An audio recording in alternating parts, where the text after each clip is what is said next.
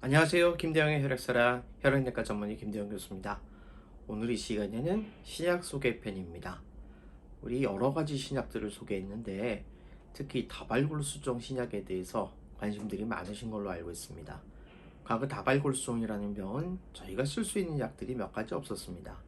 하지만 최근에 좋은 신약들이 많이 개발되면서 이러한 신약들을 사용해서 환자분이 재발됐을 때에도 2차 치료, 3차 치료, 4차 치료, 지금은 5차 치료까지 가능한 시대가 되었습니다. 이렇게 치료를 계속할 수 있다는 것은 환자분이 완치를 할 수는 없어도 그러한 치료제를 사용을 해서 증상을 호전시키고 환자분을 조금 더 건강하게 오래 살게 할 수 있는 그런 좋은 길이 열렸다는 것을 의미합니다. 그래서 오늘은 이 2차 치료제로 많이 사용하고 있는 카필조밉이라는 약에 대해서 소개를 드리겠습니다. 이 카필조밉이라는 약은요, 현재 국내에서는 히땡땡땡이라는 약 이름으로 소개돼서 판매되고 있고요. 주사제입니다. 근데 이 약이 어떻게 작용하냐면 참 재미있는 약입니다.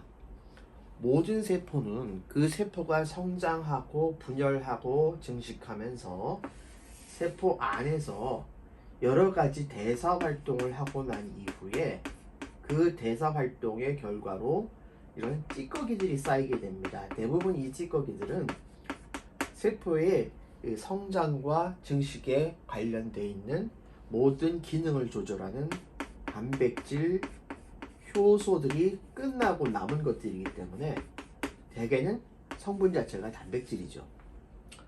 그래서 세포에서는 이러한 단백질을 분해하고 제거해서 처리해주는 그런 역할을 하는, 또 기능을 하는 효소가 필요하게 됩니다. 그 효소를 프로테아좀이라고 얘기를 합니다. 쉽게 얘기하면 프로테인, 단백이라는 것을 좀 분해해주는 효소다, 이렇게 이야기하게 되었습니다. 그래서 세포의 쓰레기 청소, 찌꺼기를 제거하는 청소부와 같은 역할을 하는 그러한 효소죠. 그런데 암세포는 다른 세포에 비해서 훨씬 더 성장이 빠르고 대사 활동이 활발합니다. 그래서 그만큼 쓰레기도 많이 나오고 그 결과 쌓이는 단백질도 굉장히 많게 되는데, 따라서 이러한 단백질을 분해하는 프로테아좀이라는 것도 굉장히 많이 활성화가 되어 있습니다. 그런데 이 프로테아좀이라는 효소를 만약 기능 자체를 억제해주면 어떤 일이 벌어질까요? 이 암세포는 이 쓰레기 찌꺼기들을 더 이상 분해하지 못하게 되니까 암세포 안에 자꾸 쓰레기가 쌓이게 되고 찌꺼기가 쌓이게 되면서 암세포가 정상적으로 활동할 수 있는 그러한 역량, 기능, 대사 이런 것들이 떨어지게 됩니다. 그러면서 점차 암세포가 사멸하게 되는 그러한 것을 이용한 것이 바로 이 프로테아좀 억제제 중에 하나인 카필조밉이라는 약입니다. 현재 이 프로테아좀 억제제 중에서 현재 시판되고 있는 약제들을 크게 두 가지로 저희가 소개할 수 있는데요. 하나는 방금 얘기 드렸던 카필조밉이고요. 또 익사조밉이라는 약도 있습니다. 이 카필조밉은 아까 말씀드렸듯이 히땡땡땡이라는 약 이름으로 판매가 되고 있고 이제 주사제로 사용하고 있습니다. 이에 반해서 익사조밉이라는 약은 닌땡땡이라는 약 이름으로 소개가 되고 있고 이거는 먹는 약입니다. 이 두 가지는 먹는 약과 주사약이라는 차이점도 분명히 있고요. 또 약의 어떤 특성이라든지 이런 성질 자체가 조금 다른 특성이 있습니다. 아직까지 우리가 많이 사용해 보지는 않았지만 이 약을 가지고 치료해 보신 교수님들 말씀을 들어보면은 카필조밉이 익사조밉에 비해서는 단기적으로 봤을 때 좀 더 암세포를 사멸시키는 효과가 더 강력하다는 느낌을 갖는다, 이런 말씀들을 하십니다. 하지만 물론 익사조밉이라는 약도 분명히 장점이 있는 약이죠. 주사제라는 것에 비해서 먹는 약이기 때문에 환자분이 치료를 받으실 때 굳이 주사를 맞지 않고 또는 입원을 하지 않고 통원을 하면서 먹으면서 치료할 수 있다는 그런 장점이 있습니다. 어쨌든 이 두 가지 약제가 프로테아좀 억제제로 현재 시판이 되고 있고요. 그래서 이 약을 사용하는 주된 질환은 이제 다발골수종에서 사용이 됩니다.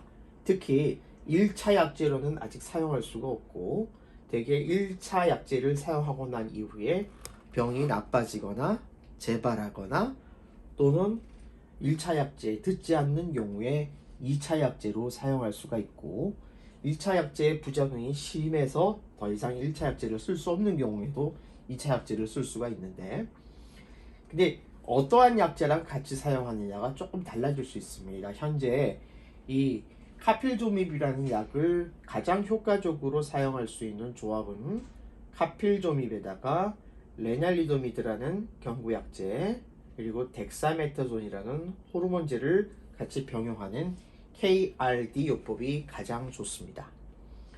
그런데 보통 이 약제를 2차 약제로 사용하기 때문에 만약에 1차 치료에서 레날리도마이드를 이전에 사용한 적이 없었다. 그럴 경우에는 당연히 KRD 요법으로 해서 사용할 수가 있겠죠. 만약에 환자분이 1차 약제로 레날리도마이드를 사용을 했다. 하지만 그때의 효과가 분명히 있었고 충분한 기간 동안 유지를 하다가 1년 이상 지난 이후에 병이 재발했다면은 그때는 레날리도마이드를 다시 사용해도 효과가 있을 거라고 기대를 하고 다시 KRD를 사용할 수도 있습니다. 물론 이럴 경우에 이 레날리도마이드가 보험이 되느냐라는 문제는 아직 남아 있습니다만 아마 사례별로 이것을 인정을 해주지 않을까 그렇게 생각을 하고 있습니다. 만약에 1차 요법으로 1년 레날리도마이드를 사용을 했다가 1년 이내에 재발한 다시 말해서 레날리도마이드를 포함을 한 약제에 듣지 않았다면은 그때는 다시 사용하면 안 되겠죠. 그럴 때는 그냥 이 카필조밀하고 스테로이드, 덱사메타존 두 개만 사용하는 KD 요법을 사용할 수가 있습니다. 이 KRD 요법이나 KD 요법을 실제로 어떻게 사용하는지에 대해서는 제가 다발골수종 편에 해당 요법의 치료법에 대해서 자세하게 동영상으로 소개했으니 해당 동영상을 참고하시기 바랍니다. 예, 정리하겠습니다. 참 재미있는 이야기입니다. 이 카필조밉.